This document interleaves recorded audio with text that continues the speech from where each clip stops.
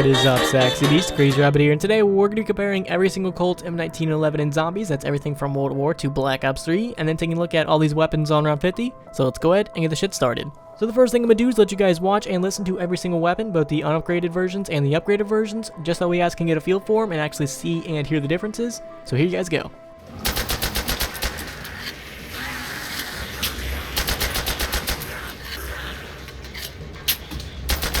Gonna need to get some ammo.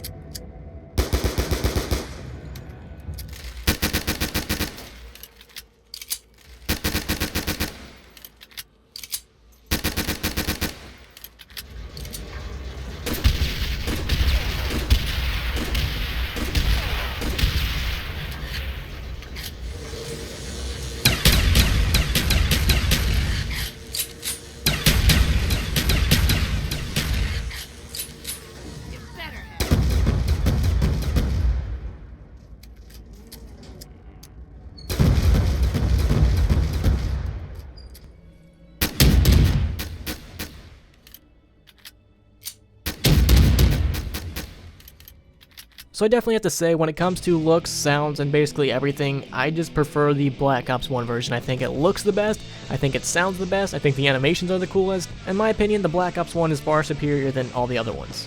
So when it comes to the actual comparisons, like side by side, I wasn't exactly sure how I wanted to do this because we have 4 different weapons to look at, and I ultimately decided that we're just going to compare every single Colt to the Black Ops 3 version because that is the most recent. So let's go ahead and start off with the World War versus the Black Ops 3.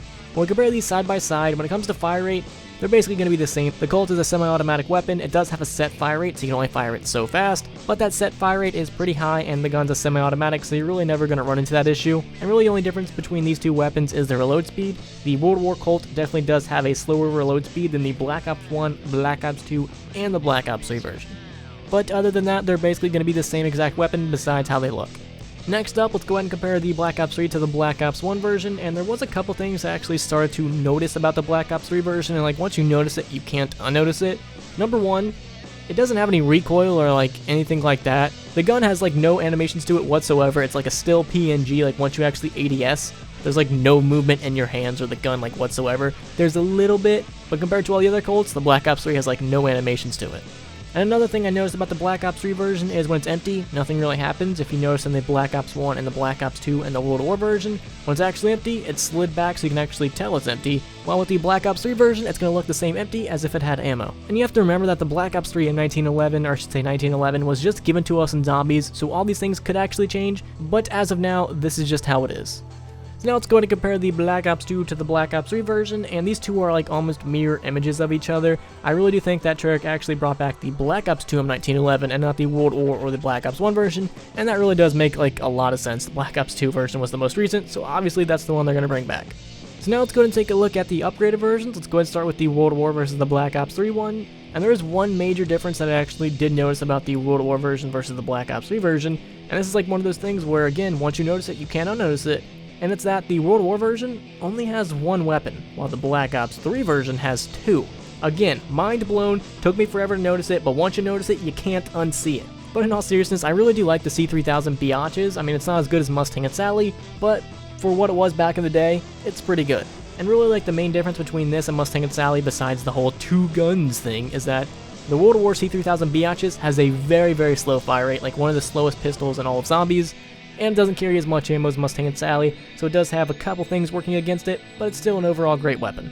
So now let's go and take a look at the Black Ops 1 versus the Black Ops 3 version, and the main thing I noticed about this was the Black Ops 1 version had a really fucking cool reloading animation. It's a lot faster than the Black Ops 3, and it just looks so goddamn sexy compared to the Black Ops 3 version, where you just kind of take your guns off screen and then bring them back on screen. They're magically reloaded, while the Black Ops 1 version, you do all these cool tricks and shit, and it's very, very fast. So when it comes to reloading, you gotta give it to the Black Ops 1. And the other main difference that I noticed between these two guns is that the Black Ops 3 version really overcorrected itself with that camo. The Black Ops 1 Pack-a-Punch camo was kind of nice and simple, had that sort of red stripe going all over it, and the Black Ops 3 version, they kind of went overboard with that red. Like, the whole gun just looks like it's red. I think they kind of overdid it with the Pack-a-Punch camo. They're like, these guys really love the Black Ops 1 camo, let's bring it back, let's make it even better, and they kind of overdid it just a tad. Alright, and lastly, let's go ahead and compare the Black Ops 2 and the Black Ops 3 guns, and these things are like mirror images of each other. They're going to be almost the exact same thing, and looks and animations, well, not really looks because the Pack-a-Punch skin's a little bit different, but you guys kind of understand what I mean. Alright, so now that we've seen all these weapons side by side, let's go ahead and take a look at all these guns on round 50. Let's start with the C3000 biatches first. So back in the day when we actually figured out you could upgrade your Colt, and you got a fucking weapon that shot explosive rounds, we were like, holy shit, let's upgrade this every single time.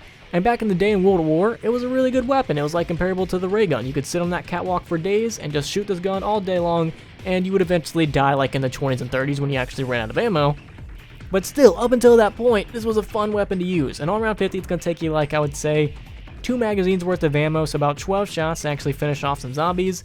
And that's pretty good. It's basically on par with the other weapons. It's just that this weapon does carry less ammo than all the other ones, so you're going to be going through ammo very, very quick, and you're going to find yourself just out of ammo after only a couple shots. So as a high round weapon, I really wouldn't recommend it. Its blast radius isn't really that big. It's not going to be injuring that many zombies, doesn't have that much ammo, its fire rate is really, really slow. But you do have to give this weapon some credit because it eventually did lead us to Mustang and Sally. And speaking of Mustang and Sally, let's go ahead and talk about the original Black Ops 1 Mustang and Sally. And on round 50, these weapons are going to be really, really good. Now, would I recommend it? Probably not, just because it doesn't really carry that much ammo. It's going to take you about 2 magazines worth of ammo to actually start killing, so it really doesn't leave you with that much ammo left. So you might be able to kill like 2 trains of 24, and that's about it. But in Black Ops 1, you did have PhD flopper, so you could spam these things up the ground all day, every day. You didn't have to be cautious and try to play it safe and get far enough away from the zombies. You could be up close and personal and shoot these things right in front of you, and PhD flopper's gonna have your back. And plus, like we saw earlier, the reload speed for the Black Ops 1 Mustang and Sally was so fucking quick, and it looks so goddamn sexy, that you really don't ever have to worry about like reloading or like when's the perfect time to reload with this weapon, because it's really, really fucking quick. So like in general, if we're taking a look at every single weapon in zombies, I don't think I would really recommend Mustang and Sally, but if we're just taking a look at Black Ops 1 weapons, Mustang and Sally stands way, way above all the rest. So now let's go ahead and take a look at the Black Ops 2 version, and this one's going to behave very, very similar to the Black Ops 1 version, except for the fact that you don't have PhD flopper. Unless you're playing on Origins, but you can't get Mustang and Sally on Origins, so there goes that idea. But really not much changed from the Black Ops 1 to the Black Ops 3 version besides like the camo, the looks, and the sounds, but when it comes to overall effectiveness, it's going to be the exact same. And it's going to be the same for the Black Ops 3 version. When it comes to overall effectiveness and what this thing can do, it was kind of basically straight across the board. They all basically do the exact same thing, and really the only difference is PhD flopper. So with Black Ops 2 and Black Ops 3, you kind of have to be a little bit more far away from the zombies. You can't really get up close and personal. You have to actually play it safe, especially with the Black Ops 3 version where it only takes 3 hits to actually down you. You really do have to play it safe with the Black Ops 3 Mustang and Sally, or you might just actually end up downing yourself. And in Black Ops 1 and Black Ops 2, there really weren't that many like powerhouse weapons that could actually still work on high rounds, while in Black Ops 3, almost every single weapon can work on high rounds, and almost every single weapon can be double pack-a-punched, so I really don't see any need to actually upgrade the 1911 just because there's so many other weapons that can actually do stuff, and so many other weapons that aren't actually going to injure you, that unless you're just fucking around, I really don't see the need to upgrade this. But if maybe they were to add like PhD flopper, or add an effect to where if you double pack-a-punch an explosive weapon, you don't take explosive damage, then I can definitely see a need for upgrading these things. It would be way worth it, but until that day happens, I would really just not even worry about upgrading the M1911. It's a good weapon to use, it's fun, it brings back a lot of nostalgia, but it's just not worth it. So that has been this comparison video. I want to know, what's been your favorite M1911 in zombies? The World War, Black Ops 1, or Black Ops 2, or Black Ops 3 one? Let me know in the comments. I definitely think the Black Ops 1 version was the best in my opinion, but you might have a different opinion, which is totally fine. So hopefully you guys enjoyed this video, and if you guys could, please leave a like and subscribe if you haven't done already. Peace.